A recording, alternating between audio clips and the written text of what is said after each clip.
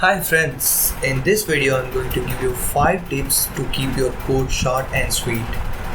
Before starting this video, I want to inform you that our channel got 100 subscribers now and this number motivates me to make more videos. And please subscribe to this channel and don't forget to hit the bell icon so that whenever I upload a new video you will get notification. Let's start the video. Number 1, you should know all the falsy values in JavaScript, and these are the 6 falsy values available in JavaScript. Other than these values, all the other values are truthy value. Let's see some example. Here I have this code snippet and I have initialized this variable which will have undefined assets value, and I'm assigning all the falsy values to this variable. When I run this code, I'm getting all the consoles properly. Number 2, convert your values into boolean. In this example, empty string is a falsy value. When I invert this, it will become true. Similarly, again if I invert, it becomes again false. And here this is non-empty string. When I invert this, it becomes false, and when I invert twice, it becomes true. Let's run this code.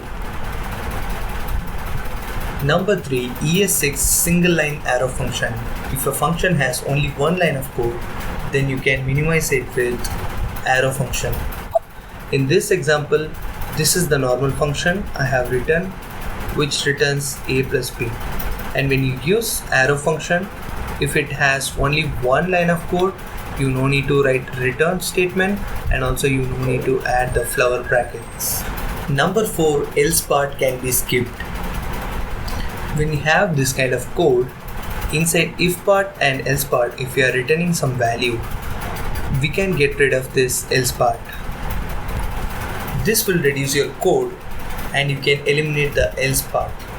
Number 5, assigning true or false inside if else condition. I have done this mistake a lot of time. Inside if else condition, I will be assigning true or false.